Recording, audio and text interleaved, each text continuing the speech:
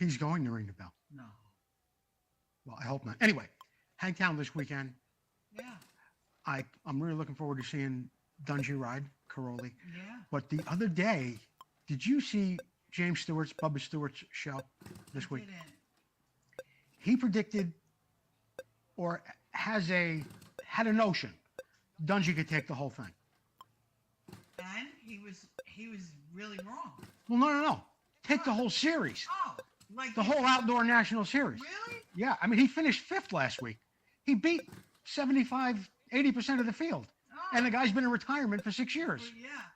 Well, maybe let's see if his prediction comes true. Retired for 6 years, came back and took a 5th. Yeah. Some people said that were watching him at Pala. He was getting a little tired, they said, toward the end. I mean, that's understandable. How old is he? 32? Oh, well. 33, something like that. Okay. That's the new 22, 23. That's true. So, I'm really looking forward to it. Okay. I'm not going Thursday night. I'm going Friday. I know I'll miss you. No. Okay, show's about to start. Back to game up. Jordan, what do we got?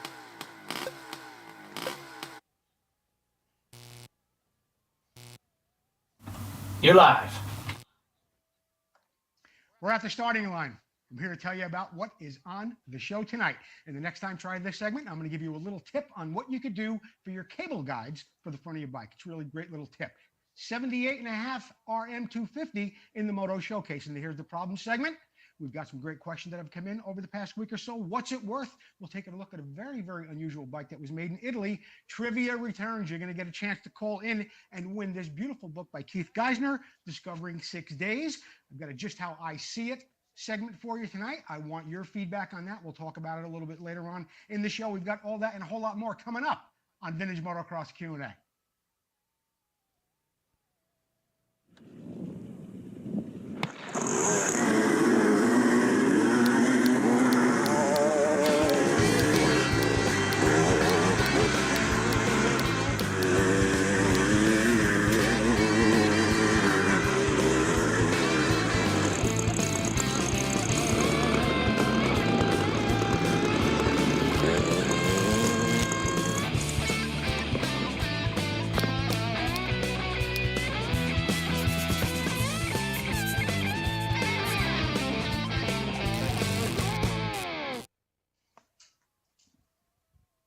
Good evening, everyone. I'm Joe Obati, and you're watching Vintage Motocross Q&A. Thank you, Jordan, Chelsea, and Susie, for helping me put the show together. Thank you, the viewers at home who tune in every week to watch the show. What have we got coming up here, Jordan? Oh, don't forget to keep sharing the show. I tell you this all the time, but don't forget, keep sharing the show, whether you're on Facebook or you're on YouTube. Somebody will win this beautiful sticker sheet. Compliments of who, Susie? Vidco. Keep the ride going. And if you are on YouTube, don't forget to comment Motion Pro. Our YouTube channel is going great. We could always use some more help. You can go over there and watch all of our videos, all the shows we've ever done, and we've done like 120 of them at this point. Also, all of our interview shows. Now, when you subscribe to our YouTube channel, you'll get a little alert just like this. Tells you when we're live on the air. Never miss a minute of Vintage Motocross Q&A. And you can watch it on your big screen TV because that's how the pros are doing it. Put it on your big screen TV, kick back on your chair. You can comment through your phone and enjoy the show in HD on your television, however big that might be. I want to thank our sponsors, Motion Pro, Vintco, Racer X Magazine, Preston Petty Products, Full Circle Racing, Bill's Pipes, Sunrise Vapor Blasting, and our newest sponsor, the International Motocross Museum. Thank you, Tom Miller and Terry Good. We'll be talking a lot more about what's going on at the IMM in some future shows, but thanks for coming aboard, guys. In tonight's Next Time Try This segment, I want to talk to you about a little modification you could make to the cable guides that sit on the front of your bike. They sit in a plate like this. They're usually made of steel, but I'm going to show you a little trick that I use, and it's actually correct on a 1975 RM125M. What you're going to do is get yourself some water line like this. This goes to your refrigerator. It can be bought at any home improvement store. You're going to cut it to length. You're going to put it on those cable guides, and you're going to see exactly how it works. Let's get a closer look with the camera, and I'll show you what I'm talking about. First thing you want to do is measure your cable guide. This way you cut your piece to length you need it. Now the nut is going to go back to the thread. You don't want to get it all the way over to where it gets to the bend. This one happens to be 12 millimeters, I think will do it. So we're going to mark the water line at 12 or get it real close. Use a good sharp X-Acto knife like this. Cut off a piece just like that. Okay? You can then put your piece on just like this. I've already cut another one. You can follow up putting the little nuts on, and that'll protect, of course, the cable from wearing out, but eventually, if you don't put on something like that, the actual guide can wear out too. The cable will run against that metal for a while, and then that can become compromised as well. Now, if you want to put it across the front, maybe on your application of your bike, it might be a little bit different. You could take a piece, cut it to the length that you need across the front. Then you can take your X-Acto knife and slice it down the back. Be very, very careful while you're doing that. Cut it down the back. And then you can work your way over your cable guide. Force it on there. There you go. And it should spin freely just like that. So whether you decide that you want to put it just on the front of the cable guide or you want to do it just on the sides like I've done here, that's a really great way to do it. And don't forget, on your Suzuki RM125s, they did actually come with some nylon bushings like that that went around that cable guide. This is a real nice replacement for that because you can't really find them that easily anymore. Anyway, next time, try that. The next time try this segment is brought to you by, of course, Vintco. Keep the ride going. And this week, the Vintco special is 1980-81 Kawasaki top end piston kit, just $183.95.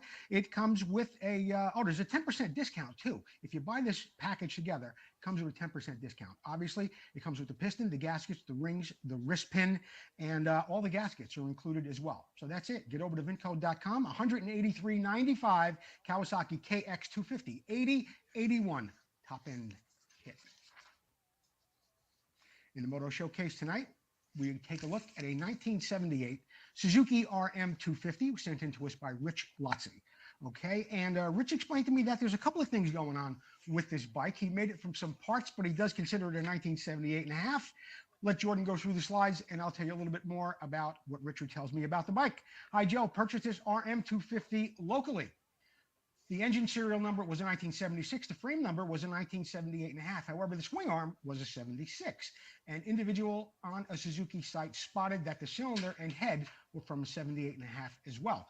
I scoped through the spark plug opening, and sure enough, the piston never hit the top of the cylinder wall. Amazing, the bike even ran. I found a correct swing arm, unfortunately found an NOS 76 cylinder and used head for it. I added an NOS Wiseco piston. Ron and Alex at Wiseco provided outstanding guidance. I repainted and sealed the tank, thanks to your guidance, Joe, with the correct decals. I put on some DC plastics on the rear fender, and I painted the front fender. I purposely left a half tank of fuel in it from November of last year, and I see no peeling on the paint or the decals so far from that date. I have the correct front hub assembly that will go on it this winter. This is my bike. I really had a great time putting it together. I really enjoyed the show. Thanks for showing my bike on Vintage Motocross Q&A. Well, Richard Lotzi, thank you for sending that bike in. And I forgot to bring my Preston Petty coffee mug over here. It's back here on the wall. You want a Preston Petty coffee mug, compliments of Paul Standard, I will get that for you. Or if you want a sticker sheet, because I think you've won a coffee mug before. Either way, Richard, thanks for sending in the bike. Get a hold of me if you want a coffee mug. I'll get you that or some stickers, whatever you might want. Thanks, Richard, once again. Preston Petty Products, they're still looking for dealers. So if you have a retail outlet, you want to become a dealer for Preston Petty Products, get a hold of Paul Stannard. In the meantime, they have a special going on this week, just $101.95 to $101.95 for it is a bargain, for a rear mutter and an integrated bracket front mutter. They come in silver, red, blue, all kinds of different colors, yellow as well. Rear mutter and IB front mutter, just $101.95 at Preston Petty Products. And here's the problem segment tonight. We take a look at some of your questions that have come in over the past week. Jordan, what do we have up first? Jeff Kokoski. Welcome back, Jeff. It's always good to hear from you. Jeff's question is, can you discuss suspension sag settings? Yeah, I can, but I want to read to you a little bit more of the in-depth question that Jeff sent me. This way we all know kind of what we're talking about. Joe, is there a good rule of thumb for static race sag settings for long travel vintage bikes?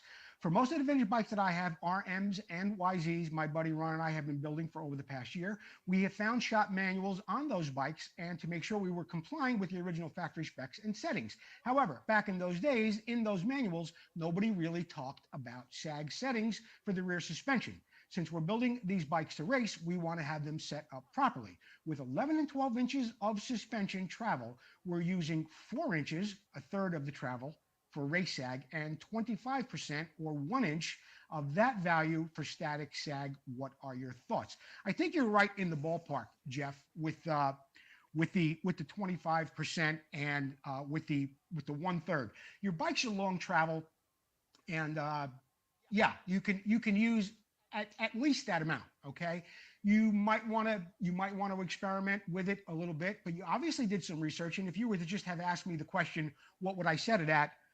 Those would have been my remarks and my measurements to what they are. Now, you might be replacing your springs with something that are a little bit stiffer. You might be using a better grade oil than you found in suspension at that time. But being they weren't talking about what the sag should be set at anyway, you're right in line with where you should be. So what I would like from you actually is for you to tell me, Jeff, get back to me after you set it up and you test the bike, where you think the sweet spot is on that bike, whether it's your RM or your YZ. But I think you're definitely in the ballpark with the 4 inches on a 12-inch travel bike. Let me know how it goes, Jeff, and thanks for the question. Fritz Gunther came in with a nice little tip this week, and I thought I wanted to share it with everyone. After using a variety of mats on my workbench, I've discovered that the best one so far. It's manufactured by Cucamonga Woodworking Products, and here's a picture of it right here. And Fritz said to me that he has used it a lot. He has no problem with any of his parts slipping on it. What he likes about it best is that it so far is impervious to any carburetor cleaner, gasoline, or any type of chemicals that he has been using on his workbench while rebuilding some of those beautiful Mako engines. So, Fritz, I want to thank you. And yeah, Cucamonga Woodworking. Get over there, check them out, and you'll get a mat just like that. Thanks for that information, Fritz. Rancho Cucamonga, yeah. Anyway, Mike Conley. And this is going to be part of our Just How I See It segment a little bit later on. So put your thinking caps on here, fellas. I'm going to get into it a little bit, but we're going to bring it up a little bit later on in the show. And Mike writes to me, why doesn't ARMA et al., meaning all the other race organizations as well, use the European vintage suspension rule with a flat cutoff of 1973? I've seen cheating at ARMA events from novices all the way up to world champions. I'm going to say this, Mike. I've seen some world champions race some ARMA events. I've seen Danny Laporte, Trampus Parker, Brad Lackey, of course, Graham Noyce. And while I haven't seen every race that all of those world champions have been in, I don't believe that I saw any nefarious activity as far as their suspension or how their bikes were set up. As far as a novice goes, I don't know. I don't think going back to or going to the European rule of vintage being 73 and back, I think that would really be not a good idea. Because where are the 1974 bikes going to go? Where's your Mako 400 going to go? Where's your Elsinore, probably the most popular bike, 74 Elsinore 250? Where's that bike going? Or are we having a different class for that? And you know what, Mike, in a way, it's sort of semantics. You're really just kind of, not you, but some people may just be twisting words to fit the narrative, okay? Because we do have a class for 73 and back with ARMA, and nothing against ARMA. They were one of the first organizations around, but they're not at the top of my list as far as being all inclusive. And I'm going to get more into that as we get into the Just How I See It segment later on in the show. But in the meantime, I would like to hear your comments as well. Type them in, so you'll get them back to me a little bit later on in the show when we get into the Just How I See It segment full on a little bit later on in the show. But Mike, thanks for the comment or the question, and we're going to hear a little bit more from some of the viewers on it. So keep those comments coming in, guys. I'm Ron Lachine, and you're watching Vintage Motocross Q&A. We'll be right back.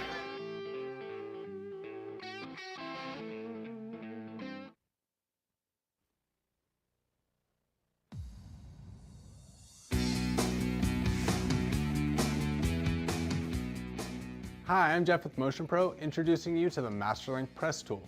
Now, the Masterlink Press Tool is an innovative addition to our wide variety of chain tools here at Motion Pro, and what makes this tool so unique is that it both presses on and presses off Masterlink side plates.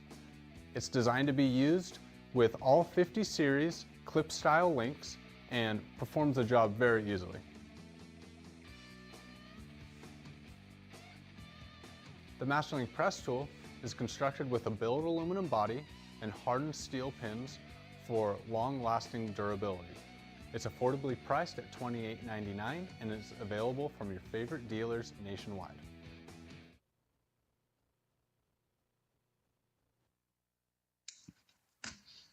All right, in the What's It Worth segment tonight, we're going to take a look at a very, very interesting bike, and this is, of course, the segment of the show. No, Jordan, the bike is a SWM, not an SWV. That's Sisters with Voices. Great album, by the way. One of my favorite songs on there right now sampled the Michael Jackson song, Human Nature. It's a really, really good song, but this isn't it. I love this album. I love Sisters with Voices. Go back. It's SWM. Show me the picture of the bike, Jordan. There it is. Okay, stay right there, because you know me. I'm giving stuff away every chance I get. To the person that guesses closest without going over, I will send you these Preston Petty grips, the Works GP grips, okay? But here's the deal. You got to be in the United States of America, the lower 48, okay? I had a winner a couple of weeks ago. One guy was from Canada. One guy was from Australia. It cost me $50 million to ship a couple, well, not 50 million, but it cost me a lot of money to ship some stickers to Australia and to a guy in Canada. So let's just keep it in the lower 48 states. Whoever gets closest to the number without going over will win the grips. Now, an SWM. A lot of guys may not know about this bike, so I want to educate you a little bit more on what an SWM actually is.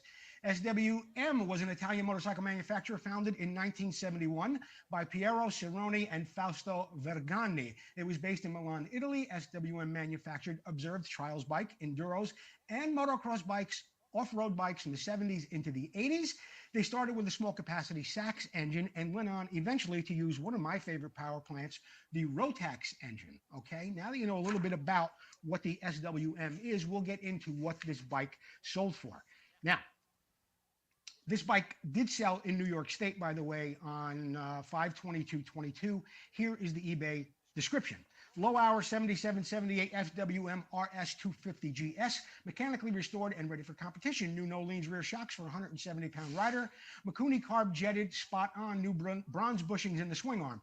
New air filter. New rear wheel brake shoes and bearings. It's got new Michelin tires and tubes in it. It's got Marzocchi forks. They have fresh oil in them. I have a brand new seat cover and the original Enduro fenders. Headlight, the muffler, plus a very cool leather tool pouch. The Rotax engine delivers power like I've never experienced before. The bike is a rocket. What do you think this bike sold for? 2,000? 3,000. It's a rare piece with a Rotax engine. I wouldn't mind finding one of these myself. This bike actually sold for $4,000.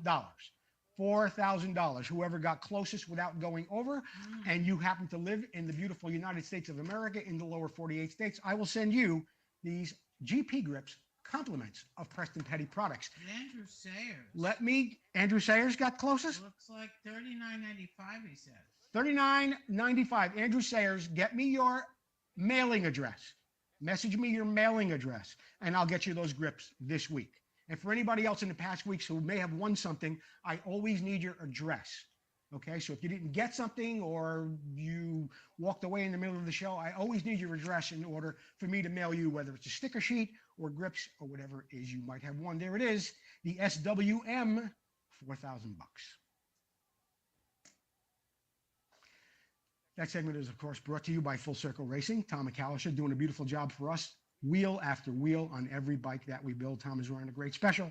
Powder coating your hubs, just $50 a hub. For $10 more, he'll do the backing plate as well.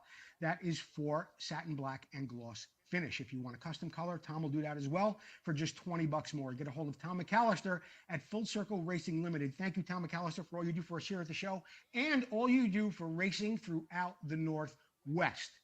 Support Tom McAllister and Full Circle Racing every chance you get. Trivia, you know what that means, Susie? I know. It's time to give away this beautiful book. This is a call-in contest. We're going to be giving away this book right here, Discovering 6 Days by Keith Geisner. And yeah, we've got a question coming up. Don't forget, this is a call-in segment. If you're watching on a rerun, don't call in. I won't be there. Neither will Susie. Now, here's the question. Joe Robert was a world champion in 1969. He was a 250 world champion, 69 and 70. Gary Jones was a national champion, 1973 and 1974.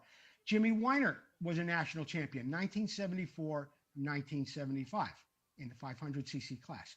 The following year, all of these men defended their title and won. What did they all have in common when winning the next championship? You got it? They won championships back to back. But what did they have in common on that second championship? Call in now, 925-234-8181. That's 925-234-8181. Susie standing by, waiting for your answer. What did Robert, Jones, and Weinert all have in common after winning a title and defending a title? Looking forward to hearing your calls. We'll put you live on the air. The winners are going to get the book, Discovering 6 Days by Keith Geisner.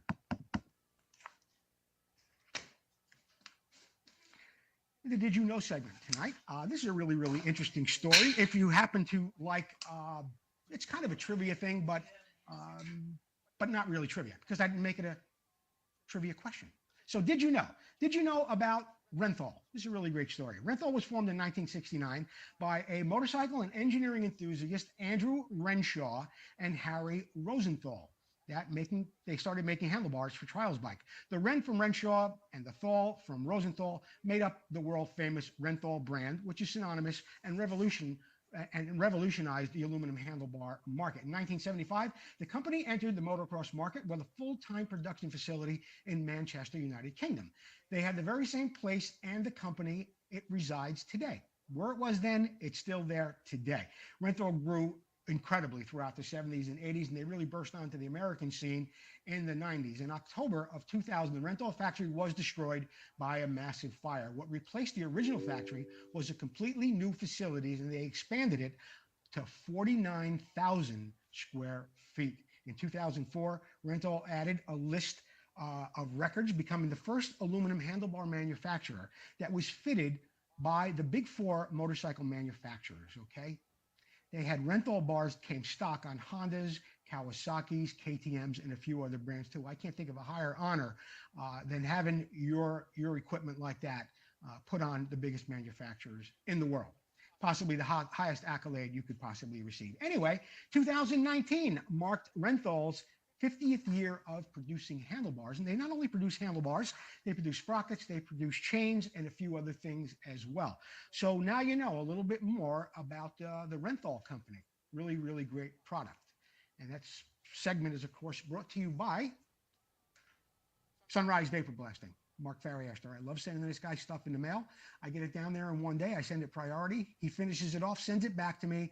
It is absolutely beautiful. And I know a lot of people are using Mark Farriester and Sunrise Vapor Blasting as well. I put up a post this week of some Harley-Davidson Baja parts that I recently did, then polished. They came out beautiful. So get a hold of Mark Farriester at Sunrise Vapor Blasting. If it floats, flies, or rolls, doesn't matter what the metal is, aluminum, magnesium, titanium, Mark will get it like new.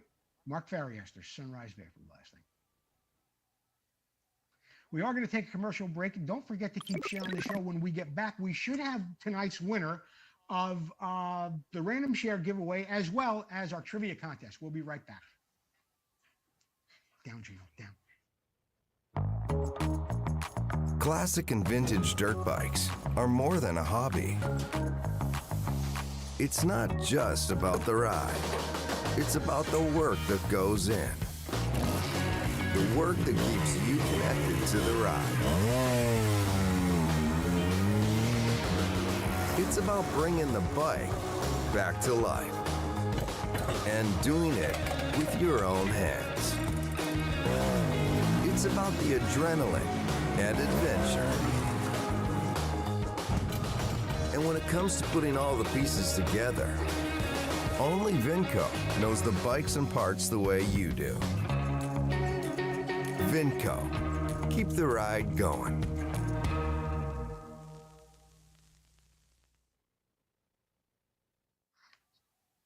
Okay, welcome back. And we do have tonight's trivia winner on the phone. And we also have tonight's random share giveaway winner too. Let's do the trivia contest first. Who do I have on the air? This is Joe. You're live on Vintage Motocross Q&A. Frank Ford in Farmers Branch, Texas. Frank Ford. Joe Robert, Gary Jones, and Jimmy Weinert all won championships, and they won them 2 years in a row. But what was special about their second championship? They all switched manufacturers. That is right. That's right, Frank. They did switch manufacturers. Robert was on CZ for a couple of years. Then he went to Suzuki. Weinert went to Kawasaki, then went over to Yamaha. And Gary Jones, he changed actually 3 times. He went from Yamaha to Honda to Can-Am. But yeah, they changed manufacturers. And, you know, a lot of guys change manufacturers and sometimes don't have those results. But very seldom do you see a guy win a #1 plate these days and then go over to a different manufacturer and have a repeat. Frank Ford, I want to thank you for calling in. We're going to get you a book by Keith Geisner, Discovering 6 Days. Susie, you'll get your address and we'll get it off to you, okay? Very good. Thanks so much. Thanks so much for calling in. You got his address already, Susie? Okay.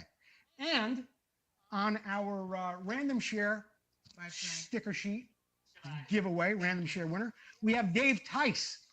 Dave Tice, you are tonight's random share giveaway winner. Dave Tice, message me your mailing address. Message me your mailing address, and I will get you a sticker sheet, compliments of Vinco. Thanks, everybody, for playing. And just how I see it, we're going to get to that in just a second. The Just How I See It segment tonight was brought kind of to my attention, the topic of it anyway, by Mike Conley earlier on in the show. And Mike did write to us, and I'm going to go over the question again. Why doesn't ARMA et al., meaning all vintage groups, use the European vintage suspension rule with a flat cutoff of 1973? I've seen cheating with ARMA events from novices all the way up to world champions. As I mentioned earlier, I've seen some world champions race ARMA events, and I can't say that I saw them cheat. That's number one. Number two, I can't possibly see more rules. A cutoff date making vintage 1973, I don't see where that really is going to benefit anybody. And, you know, the problem with ARMA, okay, and you know what, I'm going to say it. I started racing with ARMA back in 1999. That was 23 years ago. And I remember as time went on, 2001, 2, 3, all the way up to 2008, I remember a lot of parents coming to race ARMA events, people that were 45, 50 years old and had kids that wanted to race vintage bikes. They were 14, 15, 16, and 17 years old. And ARMA said, no, we can't have you racing. You're under 18 years old.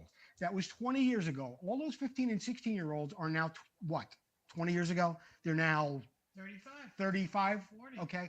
All those years, ARMA didn't let those kids race. And I think they threw out the baby with the bathwater, so to speak, or to put it in a term that maybe more of us would relate to, and I'm going to say it here, they stepped on their dick by not letting people race when they were 15 and 16 and 17 years old. And a lot of people went off in a different direction. And that's why you have really great groups, splinter groups that went out there today, like Tom France and Dave Boydston and the Southwest Vintage Riders and the Southeast Vintage Riders and all these groups that are growing all over the country because they're including everybody. And they're not having a cutoff date of 1973, and they have modern bikes and 90s bikes and kids racing and a whole bunch of other fun. Now, of course, I am interested in hearing some of the people's comments, being we talked about this a little bit earlier in the show. Does anybody feel that there should be a cutoff date, 1973? Or what do you feel about racing, you know, at this point? Anybody got a comment on anything, Susie? Steve Allen, no need to change the age limit. Steve who? Allen, Steve Allen. he said no need to change the age limit. No need to change the age. No. Well. So is he saying with ARMA they should still not let kids race? That's what he said. No need to change the age. Well, I don't know if that really applies to the the conversation that maybe Mike Conley and I are having here off the air or on the air, or however you want to say it. Tom Daw says VMX Championship Series in Missouri. Yeah, they include everybody, don't they? Yeah, I'm sure they do. Mike Porter, what's the big? Mike Porter said something that we can't repeat on the air. Mike. Okay. No, he's asking about your cup. What are you drinking in your cup? I'm drinking water, Mike. It's just water and cranberry. James Sharp said 16-year minimum in Armor, not 18. Okay, 16. G-Man turned 16 on the 16th and will race at Jefferson. Okay. Look, as I said earlier in the show, I just think it's a bit of semantics. I think it's a play on words of these rules, because I don't think I just don't think they apply. I mean, you need to get as many people out there as possible, and there's a place for those 73 bikes, and there's places for 74 and 75 and post vintage and Evo and modern and all these other things that go along with it. So, Mike, I don't know if so much that your question is about cutting it back to 1973, or maybe your nose got a little out of shape because maybe you saw somebody not exactly playing by the rules. I don't know. But either way, that's how I feel about it. Charles Rayleigh says, why does age matter? It's about the vintage machine, in my opinion. Let them race. Yeah, I agree with him. Let them race. What do we got up next, Jordan?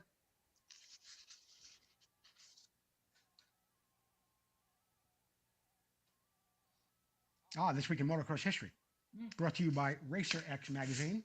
Here it is right here. Don't forget to see our ad in the back of every issue. I want to thank Scott Wallenberg and Davey Coombs for supporting Vintage Motocross Q&A for over a year and a half now. Thanks, guys. And maybe I'll see you this weekend at Hangtown. Anyway, 1975, Tony D, the first of three. Suzuki's Tony DeStefano won the AMA 250 National Championship at Omaha Moto Park in Herman, Nebraska, leading Can-Am's Jimmy Ellis and Honda's Marty Smith across the finish line. The track would be a staple on the AMA circuit from 1975 to 1979, hosting both Nationals and Inter-Am races. As a matter of fact, the 75 Inter-Am race, which took place July 13th, also hosted a 125 National in a support class for the Once Proud series. Marty Smith, primarily a 125 rider in 1974 through 76, won that race. But yeah, that was the first of Tony D's three in a row. 1980, May the Schwartz be with you. Last year, before Redbud moved to a traditional July 4th weekend for good, a 250 500 National was held there in the first day of June. That's actually today. Anyway, Honda's Steve Wise won the 250 National over Suzuki's Kent Howerton and Kawasaki's Larry Wosick in an extremely muddy condition. Here's the interesting part. In the 500 class, there was a huge upset in the 450s.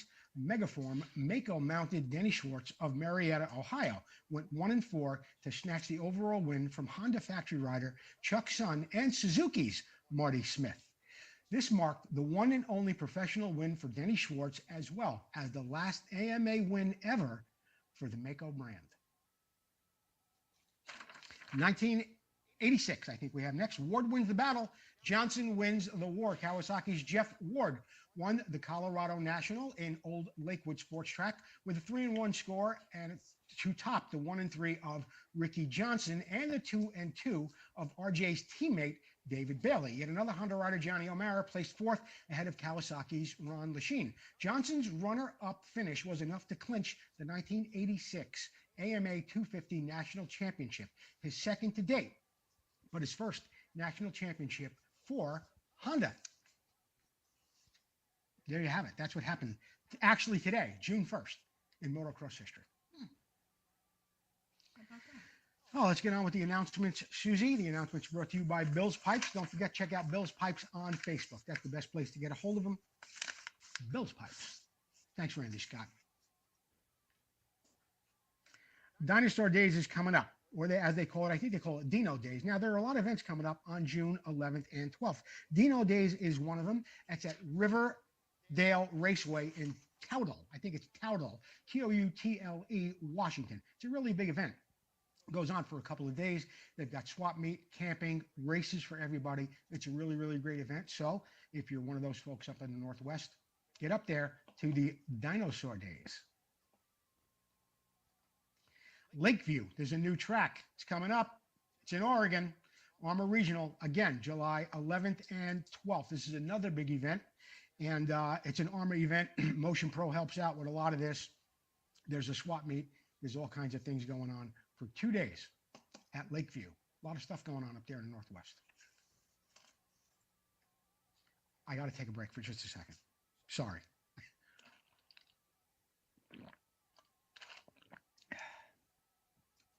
All right. I'm back. Vintage Motocross National Swap Meet. This is happening at Muddy Creek in Blountville, Texas. Blountville, Texas. Once again, June 10th, 11th, and 12th. This is a 3-day event. You don't want to miss it. Blountville, Tennessee. Dino Days in Rivervale, up in Toutle, Washington, and of course, Lakeview, Oregon. Lots of racing going on. Sorry, guys.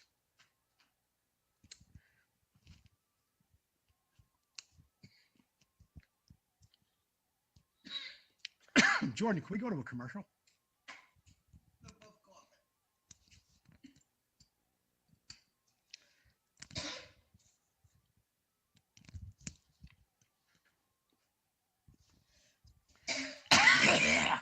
You all right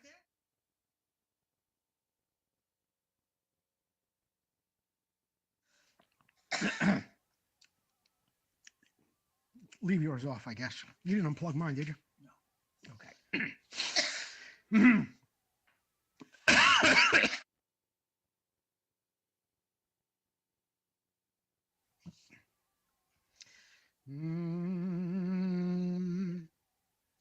All right, Jordan, bring it back. I think I'll be okay. Vintage Motocross Q&A will be live on Friday night. We're going to be live from the Hangtown National. It's a really, really great event that Warren Reed has been putting on. He's going to be doing it at all of the Nationals. He did it last week at Pala. He's doing something called a Fireside Motocross Chat. There's a map over here. All sorts of people are supposed to be there on Friday night. Brad Lackey, Donnie Cantalupi, Brock Glover, Danny Turner, and so many more will be there. And Warren will have his microphone out there with a PA system. He'll be telling some great stories, asking a lot of questions, and talking about his time on the road throughout his career. I will be there. I'll be live from Vintage Motocross Q&A. I hope you could join me. Check back to see what time it's going to happen. I'm not really sure yet.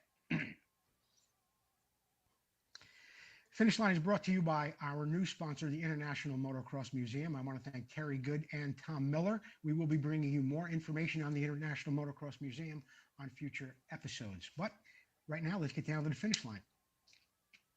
We've got T-shirts and hoodies in both gray and white, just $19.99. They come with our logo across the front and our autograph across the back. It's not too late. Follow the link in the show description. Get yourself a T-shirt. And of course, we are still looking for sponsors for our show. Don't forget, get a hold of me and I will get you a sponsorship proposal package, and you can be seeing the same results as Motion Pro and Racer X, Vintco, Preston Petty, and all the others. Okay, get a hold of me. It's not as expensive as you think. In fact, I've got a nice little startup program. If you're a new sponsor, we'll do something real special and affordable with you for the first 3 months. Get a hold of me. You won't regret it. That's it for tonight's Vintage Motocross Q&A. Thank you for tolerating some of the things that I had going on here. But don't forget, join us on Friday night from Hangtown. We will have Warren Reed live and a lot of other guys as well. Congratulations to Dave Tice and to Frank Ford, tonight's random share and trivia contest winner. And for you, don't forget, keep sharing the show. Thanks for coming back every week. This is Joe Abadi. We'll see you next time on Vintage Motocross Q&A. Gino, come on, boy. There you go.